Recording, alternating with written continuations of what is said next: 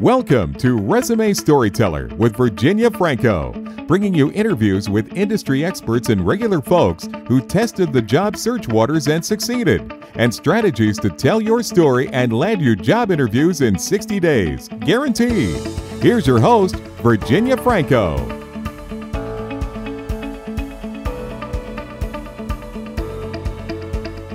Hi folks, this is Virginia Franco. Today I actually don't have a guest because what I wanted to focus on, I want to cover a couple of trends that I see as super important in terms of resume writing for 2019. It is January, we're kicking off a new year, so I thought it was a good time to sort of jump in and share my thoughts on how I'm writing, why I'm writing the way I am, and all of that. As always, if you have any questions, feel free to email me at vafrancoresumes@gmail.com. So first, I want to talk about what is going on for job searchers. And actually, this has been going on for a little bit, but the dichotomy is getting even more and more obvious now. Today, job search requires you to blend technology together with methods that are really as old as time. It's interesting. I found two different articles. One was a pay scale article written in mid-2017, where it says somewhere between 70 and 85% of people found roles as a result of networking and referrals. That's a huge amount. But then conversely, an article just a year later through JobScan revealed that almost 98% of Fortune 500 companies and a growing number of small and mid-sized businesses filter resumes through the applicant tracking system. So on the one hand, we're told you've got to get your job through connections. On the other hand, you're told that your resume needs to be read by ATS. So which is it? And the truth is that it's both. What is likely to happen, especially once you get past those early stage sort of new hire roles when you're right out of school, is that you are likely to learn about a role through a connection or a referral, and then you're going to be asked to submit your resume through its online portal. So what does this mean for you? Number one, it means absolutely saying goodbye to those black and white resumes printed out for someone to be read on a desk, which worked back in the 90s, even early 2000s. No more Times New Roman font. We also don't want to have a resume that's strictly written for online. Back coming into the recession, I would give my clients a resume designed to be read by humans, and then I would give them a plain text form that was just stripped all the formatting, and they were supposed to use that to apply online. Today, my clients get one document designed to be read by human beings and one that is designed to be read by the bots or applicant tracking software system, which you see throughout literature as ATS. So how to start writing for humans and computers? The first thing that's so important is that you've got to know your brand. Think about if you're in sales. You can't pitch a product without understanding what it is that makes it attractive to your prospective clients. Same goes with resumes. If you don't know what makes you attractive to hiring managers, you need to go back to the drawing board and figure that out. When you are targeting mid-level and executive level roles, you are selling bottom line impact, the ability to grow a business, fix a business, impact revenues, lead a team, all of that. So how I craft that paragraph at the very top, which is called the summary paragraph, is number one, I'll have a headline that says these are the kinds of roles that I'm targeting. And then the paragraph below, which is called the branding paragraph, I write by, number one, identifying unique strengths and traits of a client. And then I go to the job postings that are interesting to them. And there's always keywording and key phrasing that I see on those, that when you see them across a bunch of postings, it usually tells you that that's what the reader is looking for. So the trick for me is blending details that are unique to my client together with what the job description is asking for. So how to do that in terms of writing your own documents is start by thinking about what you've accomplished in each role. Zero in on the contributions that you earned. Think about recognition, awards, accolades. Did you get promoted? Did you get any emails that you maybe saved away in your brag file? Your responses will form the foundation for your brand and help you to back up that you can do what you claim that you can do. So think about these questions when you're formulating that paragraph. Why you versus someone else? Can you answer that? Write down your thoughts. Second question to think about is what have you consistently achieved in each role? What I found is when I interview clients over and over again, I ask, what are you proudest of in each role? And there's usually a common thread. When you see a common thread, that's something that belongs at the top in that branding or summary section. Third question, how have you moved the needle on revenue, on profitability, on sales, on savings. Reflect back on your roles and say, where did you leave an impact? Those responses, again, especially if there is a common thread, belongs in that summary section or the branding paragraph at the top. Did you generate new business? Did you build relationships? What's your Rolodex like? In certain kinds of roles, that's a really important piece to why someone would want to hire you. In sales, in business development, in wealth management, there's all sorts of roles where your Rolodex is really important. So if you have one, make sure to include that in your brand. So the next step is to translate your responses into a compelling summary section that, together with the headline, help the reader to see how you are perfectly suited for the role. That paragraph needs to be pretty short and sweet. A couple of bullets or maybe a short paragraph should work. But what you don't want to have is a long 5, 6, 7-line paragraph to spell out exactly what you do. So once you've got your branding nailed, if you ever have any questions, email me and I can send some samples to sort of spell that out. And I've also written a lot of articles on it with before and after samples that you can absolutely review, which should help to sort of explain this a little further. So once you have the branding paragraph taken care of, the next thing that you're going to need to do is prove it. So number 1 is, what's my brand? And 2 is, how do I know that that's true? So think about it this way. We talked about how in sales you need to know what's a differentiator to be able to make a pitch. And when it comes to proving it, when you're pitching a new product to close a sale or cement the relationship, you've got to be able to back up your claims. And the same goes with resumes. So while a strong opening paragraph or summary is very critical to impress and land that interview, you absolutely need proof. Wherever possible, this means measurable outcomes, metrics, things that tell success within the context of a story. So let me just read an example to you that I think will help. So the client before me was in sales, in medical device sales, if I'm not mistaken, and his paragraph read, recruit, develop, and manage a team of 8 representatives while increasing revenue and driving account growth. It's not a bad bullet, but it's not a wow bullet. It doesn't impact. And it certainly isn't something that would make a reader go, I want to read further. So what I did with him was we talked through how else.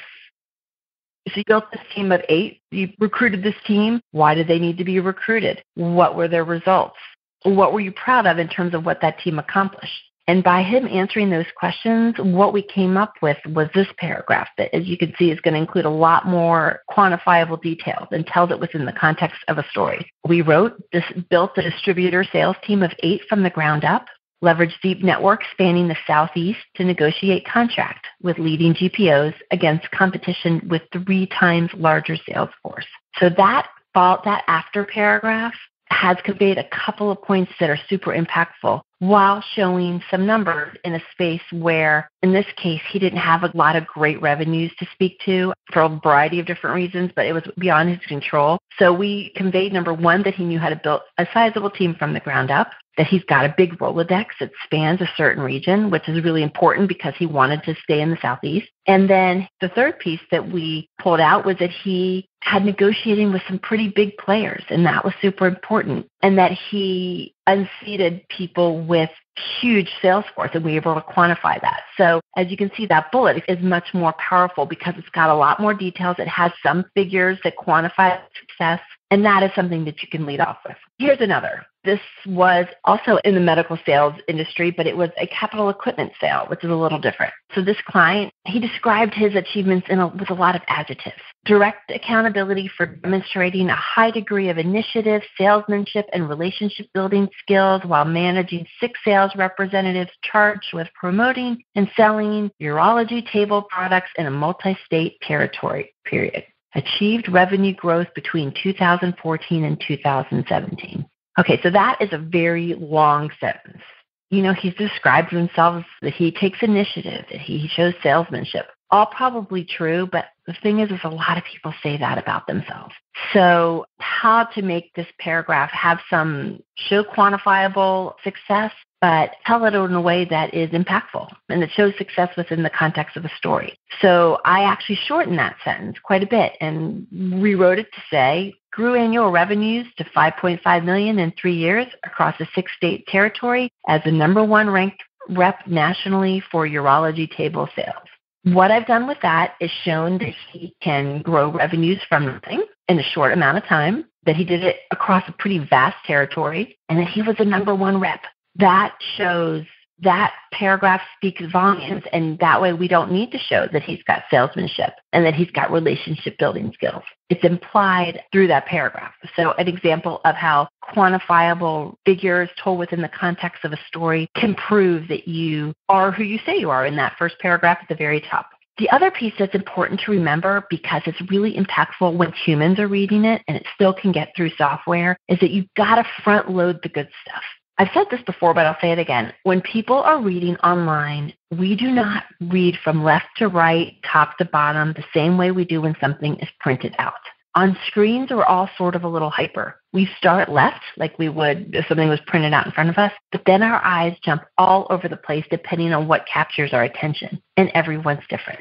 So that's really important to keep in mind when you are writing something. So in addition to using certain design elements and bold and color and all of that to direct the eye where I want it to go, when I am writing a paragraph, I make sure to front load every single bullet or sentence that I write so that the most important part of whatever I'm writing begins at the beginning, because there is no guarantee that the reader is ever going to get to the end of the sentence. If there's any doubt, try opening up your resume on a mobile device or open up any website and see how you read. It's very different when you print it out. Luckily, everything designed for online looks great in print. It's just that the reverse isn't true. So let me give you some examples of what that looks like when I'm writing. So here's a before sentence. This, again, we're sticking with the healthcare sales world, but the client's initial sentence read, led a conversion within a major hospital system specific to the sports medicine market. Result was over $750,000 in incremental sales growth. Not a bad sentence if someone is reading this in print, I'll be honest. To write it for an online read as well as a print read, I brought those numbers to the beginning. And actually, rather than talking about $750K in incremental sales growth, we actually annualized that. So the sentence read, we led off with increased revenues $2.5 million by leading the conversion of a major hospital system, driving subsequent hospital conversions, and penetrating competitive accounts through C-level relationship building. I reworked some of the themes in that, but what's most important about that sentence is that we put the numbers at the beginning where they're most impactful. Anyone who starts reading and sees increased revenues by $2.5 million is going to be more compelled to read to the end than if they saw, if it led off with led a conversion. Just not nearly as exciting without seeing those $1 million revenue figures. Here's another one. The person wrote, identified, strategized, and sold a system-wide IDN purchasing agreement, driving a system-wide upgrade and conversion to the defibrillator line. Achieved 121% growth over target in the first 2 quarters. Again, if someone was taking the time to read and they had this printed out, it's not a horrible paragraph, but the lead is absolutely buried in this because the revenue figures are at the tail end of the sentence. By flipping that, however, you can really make an impact for the online read. So now that paragraph or that bullet reads, achieved 121% growth over target in the first 2 quarters by securing a spot within the portfolio during GPO negotiations as the region's first director of strategic accounts. So you see that I put the figures at the beginning, and then I also added some other stuff in there. I thought it was really important to show that this was a new role and that she was doing GPO negotiations. So, but again, by putting the number at the beginning, you sort of wake the eyes, and hopefully, ideally they go to the end of the sentence, but if nothing else, at least they have seen how you can drive growth and you can back it up with numbers. So I hope that helps. As you can see, resumes today, you need to plan on them being read by humans first, then software, and then again by humans. So your greatest success is probably going to be by maybe using job boards to find out about companies with funds to hire, figuring out who you know that knows others in those companies, and then networking your way in until you're asked to possibly post a resume online. From there, the resume will be read and hopefully reread by people, not computers, throughout the interview process.